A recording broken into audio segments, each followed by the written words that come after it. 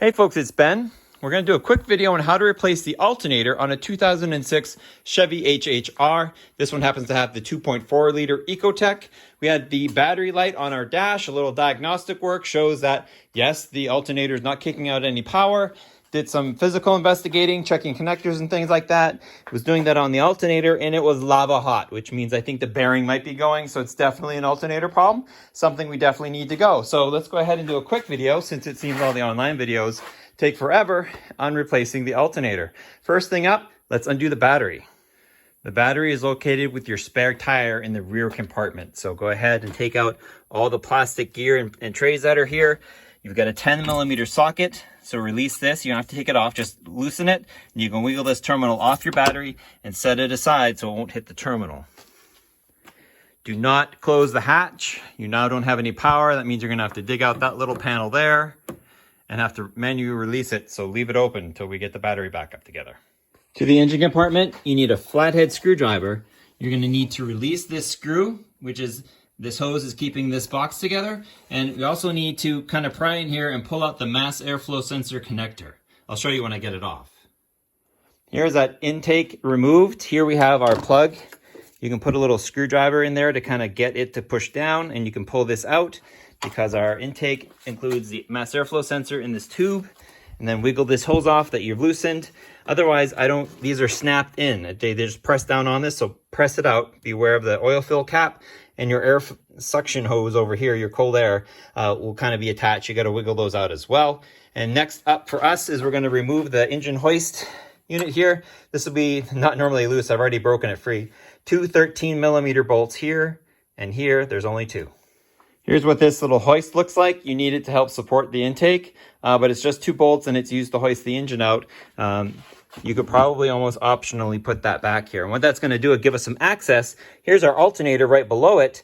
And what I'm going to do now is instead of releasing belt tension, I'm actually going to take my wrench, and we are 13mm land here, and let me get a flashlight. The step I did next for the alternator was take my 13mm and I loosened this bolt on the alternator, this bolt on the alternator, and there's another one just below right here. I used just a short regular socket and I just broke them free because at the time this thing was hot and they should have been, good time to pop them free. So now that they've been kind of just slightly released, now we need to get the belt off the alternator. So there is technically on the arm between the pivot point and the idler pulley a 3/8 inch connection, for your socket like this. And if you had a flat one, you could maybe squeeze it between the wheel well and the arm and get it in there and you can release the arm. But I just don't have that. That's too thick. And the easiest way I found, not having a lot of specialty tools, to release the belt tension on this is actually to jack the car up and remove the wheel and pull off some of the plastic rivets to get under the paneling a little bit here, as you see here.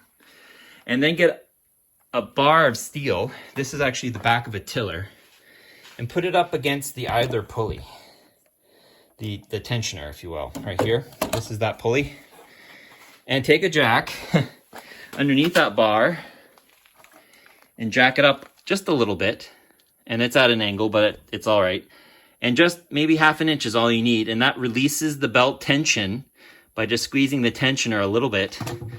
And that lets you detension the belt and pop it off the alternator. So now we can get back to taking these 3 screws off, plus the connections, which we have to do as well. I tried some other methods. They didn't work out. That's why half of this is torn apart. But the reality is the jack, the tensioner, the belt, you're on your way. Here we are without the alternator. 13mm bolt here releases the main electrical connection right here. And as you can see by the plug, it's a squish the top down and pull it out type 2-prong plug. So that's perfect. Then it was just a matter of getting your wrench in there. I use a long socket for the top one that's in, and a stubby socket for the other 2, and back them out all the way. And then because I've already removed my coolant, my windshield washer tank, it actually just came up this way. I've heard that you can maneuver it if you take out the strut and support it with some wood, the hood, so it doesn't collapse. But since I already have that off, I just went out that route and it came right out. So we're done with the hard part. Now we have the new part to put in. So we're going to anti-seize our way in. So we're out. Ta-da! That's how you take it out. Now let's start part 2 of the video, putting it in.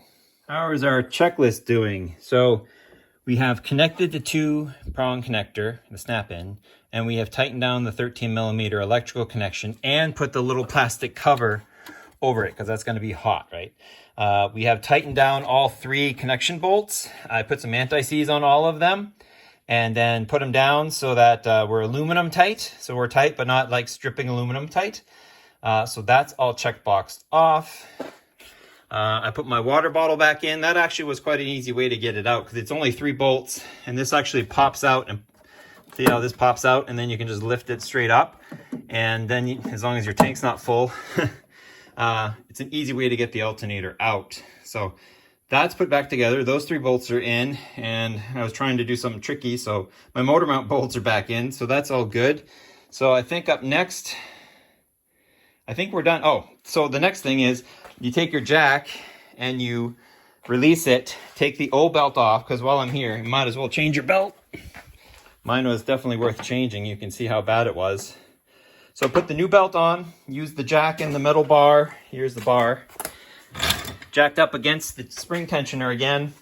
Got me enough slack to slip the belt on, then release the jack, and so that's all lined up and set. So we got that ready to go now. So the alternator work is complete. Now I just have to put the intake back on, I believe. Because that's on. I got no extra screws hanging around. Oh, no, we do have one thing to go. We got our motor pickup thing here. So let me put some anti-seize on those and put these 2 in, and then we can put the top on. All right, so final checks. We have our air intake on, fast airflow sensor plugged in, the tube is connected tightly. It's landed in its little landing holes, so we got hood clearance. Behind our wheel, we made sure our air dams were back in place to keep the motor safe. And we have our tire back on and torqued down.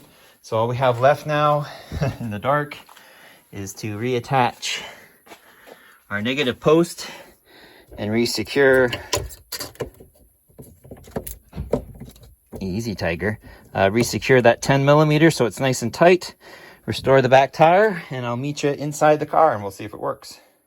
Alrighty, in the car, it's showing 11.3 battery volts right now. We're connected into the ODB2 port, so let's go ahead and give it a start.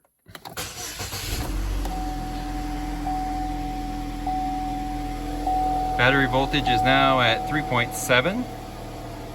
We have no voltage light. We have a fasten seatbelt light. So that's good news. Let's come around back. Click on the flashlight on the phone. Take a quick peek in here. You see our alternator spinning, the belt's on happy, no squeaking, no leaking. That's still super full. So we are good to go. So that's how you change the alternator on a 2.4 liter. That's the high output Ecotech in an HHR. It's a little tight, but hey, it is what it is. These things are built for assembly. So, oops, let's get back to my app, please. Yeah, running 14 volts, so she's charging the battery. Good news. If you guys have any questions, ask them, comments, leave them. Please subscribe to my channel, Turbo231, for more exciting car repair videos. Happy to share this one with you. Trying to find the laziest way to do it. I did, but took a while to get there, so maybe next time it'll be quicker. You guys have a good day.